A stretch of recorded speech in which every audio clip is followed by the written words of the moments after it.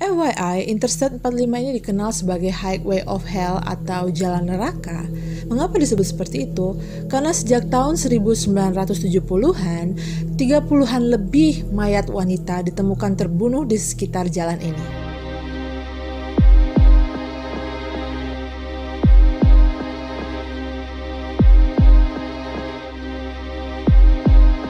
Hai friends, aku Dian. Jumpa lagi dalam episode #EverHappen. Hai, terima kasih untuk kalian yang mengklik video ini dan mau bergabung bersama dengan aku dalam cerita-cerita real story. Dan untuk kalian yang baru pertama kali datang, aku ucapkan selamat datang di channel ini. Dan untuk kalian yang sudah setia mensubscribe channelku dan mengikuti episode #EverHappen, aku ucapkan terima kasih banyak. Karena dukungan kalian, channel ini bisa terus bertumbuh, bisa terus berkembang. Dan aku harap dukungan kalian terus dengan like videoku kalau kalian suka. Dan juga membagikan video ini kalau kalian punya teman yang suka juga dengan cerita-cerita real story. Kita akan membahas seorang tokoh yang ada di dalam cerita Natalee Holloway. Dia adalah Tim Miller. Tim Miller ini adalah seorang investigator swasta yang disewa oleh keluarga Holloway untuk mencari Natalee ketika dia hilang di Aruba. Dan ternyata nggak sesimpel yang aku sangka, karena Tim Miller ini bukanlah hanya seorang investigator swasta yang seorang diri, kebetulan menawarkan diri untuk mencari Natalee, tapi dia sebenarnya mempunyai sebuah organisasi pencarian orang yang dia dirikan karena ada suatu latar belakang yang dia alami sendiri. Organisasi pencarian orang yang didirikan oleh Tim Miller bernama Texas Echo Search. Jadi, apa motivasi Tim Miller mendirikan organisasi ini? Ternyata ini bermula dari tahun 1984 ketika suatu hari putrinya yang bernama Laura Miller tiba-tiba menghilang. Keberadaan Laura Miller terakhir kali diketahui dia sempat menggunakan telepon umum di sebuah toko pada tanggal 10 September 1984 untuk menelpon kekasihnya. Pada kala itu, keluarga Miller baru saja pindah di Lake, Texas yang letaknya itu di Interstate 45 antara Houston dengan Galveston. FYI, Interstate 45 ini dikenal sebagai Highway of Hell atau Jalan Neraka. Mengapa disebut seperti itu? Karena sejak tahun 1970-an, 30-an lebih mayat wanita ditemukan terbunuh di sekitar jalan ini. Oke, kita kembali lagi ke hilangnya Laura Miller. Jadi sejak Laura terakhir kali menelpon pacarnya, sore itu Laura menghilang. Dan di tahun 1984 kita tahu tidak ada yang namanya handphone, jadi orang tua Laura tidak bisa memantau Laura di mana. Dia menghilang sepanjang malam dan tidak kembali sampai esok harinya. Ketika Laura menghilang, Tim Miller langsung menghubungi polisi untuk meminta bantuan agar mencari Laura, tapi berhari-hari polisi tidak dapat menemukan keberadaan Laura. 6 bulan sejak Laura menghilang dan belum ditemukan, pada suatu hari seekor anjing menemukan skeleton atau tulang belulang dari jasad perempuan di sebuah ladang. Jasad itu diidentifikasi sebagai Heidi Fye yang berusia 23 tahun yang diketahui adalah seorang waiters di sebuah restoran dan terakhir kali dilihat menggunakan telepon umum yang sama dengan telepon umum yang digunakan Laura ketika Laura menghilang. Tim Miller terus mendesak polisi dan mengatakan kepada mereka bahwa kematian Heidi Fye sepertinya ada hubungannya dengan menghilangnya Laura. Tetapi tampaknya polisi mengabaikan Tim Miller. Suatu hari di Februari 1986, ada 2 orang anak muda yang mengendarai sepeda motor di ladang dan mereka menemukan ada jasad di sana. Jasad tersebut diberi nama Jane Doe karena tidak bisa diidentifikasi. Jadi kalau di luar negeri itu kalau ada jasad perempuan yang tidak diketahui siapa, mereka beri nama Jane Doe. Jasad Jane Doe diperkirakan merupakan seorang wanita berusia 20 tahunan dan akibat kematiannya adalah ditembak dari punggung. Dia sepertinya dibuang di situ setelah beberapa minggu dia dibunuh. Jadi jasad Jane Doe itu ditemukan hanya beberapa meter dari jasad Heidi Fye yang pertama ditemukan di ladang itu. Dan benar saja, jasad Laura akhirnya ditemukan sejauh 60 kaki dari titik jasad Jane Doe ditemukan. Selain itu juga ditemukan jasad perempuan lainnya yang tidak bisa diidentifikasi, jadi ada lagi Jane Doe lainnya. Dan kalian tahu posisi ladang itu berada tepat di samping jalan Interstate 45 atau jalan neraka yang aku sebutkan tadi. Sehingga ladang itu kemudian disebut sebagai The Killing Field atau ladang pembunuhan. Tim Miller sudah sejak lama yakin bahwa kematian perempuan-perempuan ini dibunuh oleh orang yang sama. Waktu demi waktu berlalu, nampaknya polisi tidak bisa menemukan pembunuh Laura dan juga pembunuh perempuan-perempuan ini. Dan tim Miller sangat kecewa kepada polisi karena mereka tidak memberikan effort yang besar untuk segera menemukan pembunuh ini. Sehingga akhirnya tim Miller memberikan hidupnya bermisi untuk menemukan siapa pembunuh putrinya. Ketika ia mengembangkan pencariannya, ia menemukan satu orang yang menjadi suspek. Dia adalah Clyde Hedrick.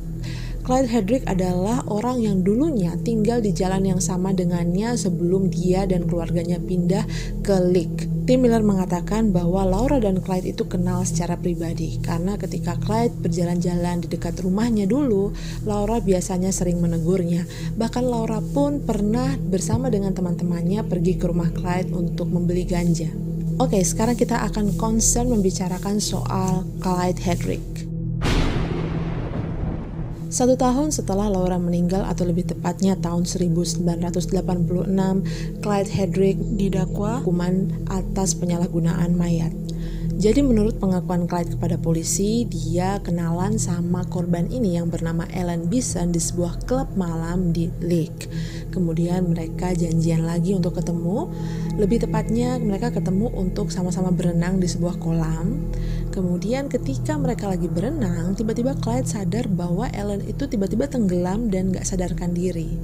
Ketika dia sadar bahwa Ellen itu sudah mati, dia jadi panik sehingga dia kemudian menyembunyikan tubuh Ellen atau lebih tepatnya jasad Ellen di tempat tersembunyi. Mendengar pengakuan Clyde, tentu saja polisi tidak langsung percaya. Jadi polisi bahkan menggali kembali mayat Ellen untuk melakukan visum. Dan tahu nggak, ditemukan bahwa Ellen itu meninggal bukan karena tenggelam, melainkan karena ada luka benda tumpul di bagian kepalanya.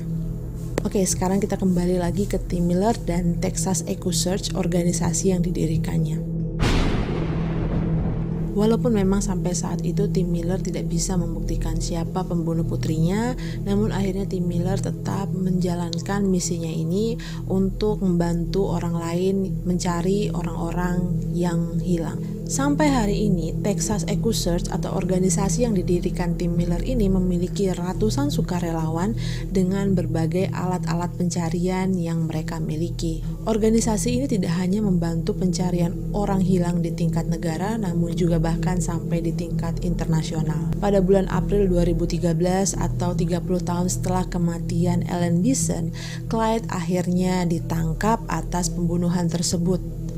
Wow, lama banget ya baru tangkap. Walaupun Clyde mengaku tidak bersalah di pengadilan, namun dia dijatuhi hukuman karena pembunuhan tidak disengaja selama 20 tahun. 20 tahun? Dikit banget ya. Mengetahui Clyde tidak mendapatkan hukuman yang semestinya, Tim Miller mengajukan gugatan ke pengadilan. Ia sangat senang karena Clyde dihukum atas kematian Ellen dan dia memang harusnya bertanggung jawab untuk hal itu, tapi dia juga yakin bahwa Clyde juga seharusnya bertanggung jawab atas kematian Laura, Heidi, dan Jane Doe. Tim berjanji bahwa ia akan berjuang untuk membuat Clyde didakwa atas pembunuhan perempuan-perempuan itu. Tahun 2014, Clyde masih di dalam penjara, dan ketika ditanyai apakah dia merasa bertanggung jawab atas kematian perempuan-perempuan yang ditemukan di Killing Field, dia mengatakan bahwa dia sama sekali tidak ada hubungannya dengan kematian para perempuan yang ditemukan di ladang pembunuhan atau Killing Field itu. Usaha Tim Miller untuk mengumpulkan bukti pembunuh putrinya dan juga perempuan-perempuan yang ada di Killing Field itu tidak berhenti begitu saja. Bahkan di tahun 2014, 30 tahun setelah meninggalnya Laura, dia terus melakukan usaha-usahanya. Salah satunya dia melacak siapa pemilik Killing Field itu. Setelah dia mengetahui siapa pemiliknya, dia pun menyewa ladang itu kepada pemiliknya sebesar $10 per tahun.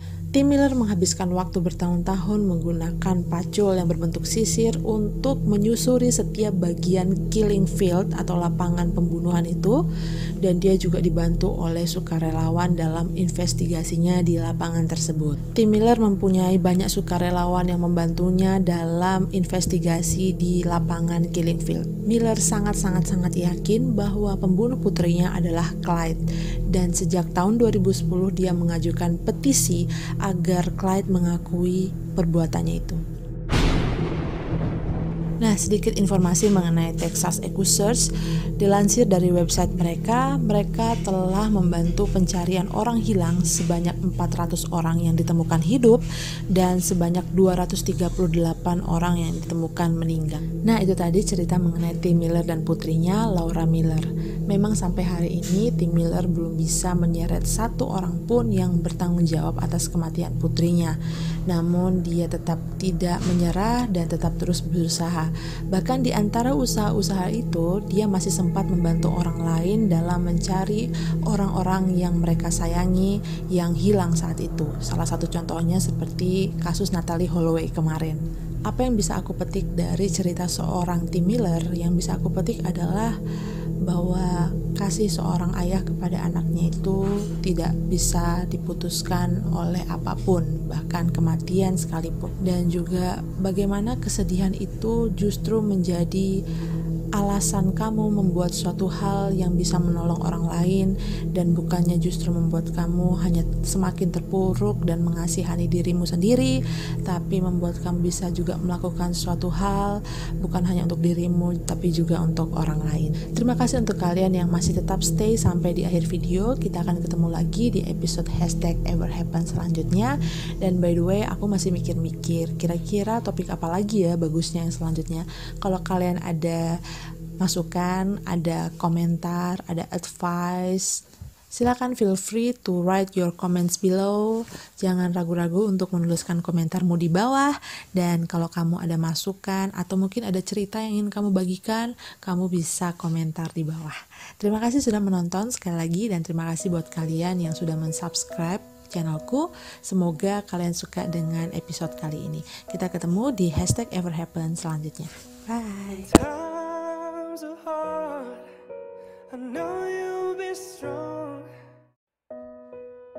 Hai friends, terima kasih sudah menonton episode #everhappen hari ini.